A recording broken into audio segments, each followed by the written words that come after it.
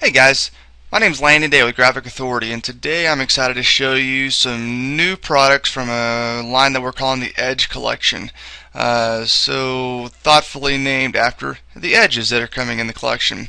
I'm going to show you some basic things today as far as how to drop your images in the edges to get the cool texture and borders, and then we're going to do another video that's going to take it a step farther and show you how you can make some really neat projects that are finished cool products that hopefully people around you can't offer and will help separate you from your local competition. So right now we're looking at this picture of the bride that I took at a wedding a couple of weeks ago, and what I'm going to show you how to do is I'm going to show you how to drop this bride on top of this edge and give you a neat look that is going to help separate you from your local competition. So what we're going to do, instead of dragging the bride onto the edge, we're going to drag the edge onto the bride. The reason we do that is because it's less likely to distort or hurt your picture. Now, this is very specific, and it is a good picture, and we don't want to distort or pixelate or degrade the quality of the photo at all. So this is not as big of a deal if it was to distort, if it was to stretch, or if it was to pixelate some. They are huge files coming from Graphic Authority, but your photos are more important than our files. So using the move tool, we're going to drag it over on top, and there it is. Go ahead and close this so we have more room to work on. I'm going to blink this off so we can see what we're working with here. And if we get it close to the edge, Control T, transform. Normally I would say be sure you hold Shift, but it doesn't really matter since it's just an edge. We're going to stretch it on down here. We're going to bump it up to the top so we have the top edge, left edge, and done, something like so. We're going to double click on our background layer, and what that does is going to let me change it to layer 0 instead of background, which will let us work on it. It's important at this point that we drag this layer, the photo, on top of the clipping mask, and if you hold Alt and click between, you see how it changes that arrow with the two circles on top. See that? Now if I click there, it's going to clip it into that edge, giving me this neat florally swirly background. Now there are other ways to create a clipping mask. I'm going to show you one more in case you don't remember that shortcut.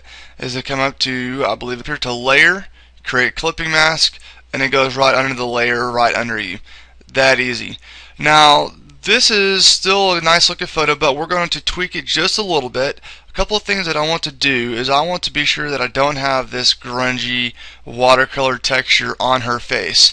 So to do that, I'm going to click on my clipping mask using black, because that is what the clipping mask is right here. It's black. I'm going to just paint with a soft brush.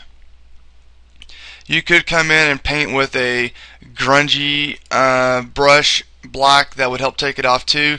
This will be a little bit more exact.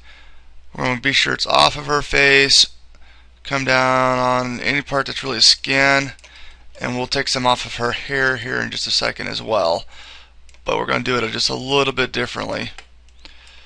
So now I'm going to just lower my opacity down and nice and softly brush over to where I can help control that edge on things. Nothing is exact here. Everything is going to be just real loosely done. We don't want to look like it was just super painted. Maybe we'll even bump that up just a little bit. Take some more off of her hair here.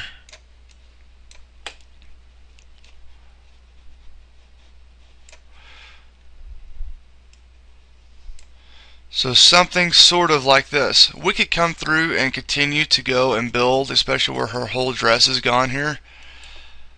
Paint all that back in. Texture is one thing, maybe holes are a different thing, right? And continue to work through that. But that's kind of how we want this layer to look.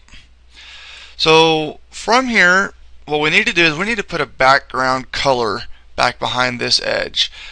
So the way I suggest doing that is to click on this circle right here, the circle that has a line through it, cutting it in half, and add a solid color. From here we could come in and click and choose a color from our photo, which is what I would suggest doing using your eyedropper tool. something kind of dark. We're going to take this out of its clipping mask, just drag it behind, and now we have that color running through our background. And let's say, since we set it up using the way I just showed you, using this tool and the solid color layer, let's just be able to click on this layer and change the color to whatever color we want it to be on. If we want it to match our flowers, maybe that looks nice and makes it a little bit more stand out. So now we could be completely done with this photo. What we're going to do is we could just flatten the layer and save it as a JPEG, send it to the lab, and order it for them as a finished piece of artwork file that didn't take us a whole lot of time, but will separate us from what hopefully our neighbor competition is doing. So I hope you enjoyed this quick tip from Graphic Authority from our new product. This one is actually from the Edge Elegant. Have a great day.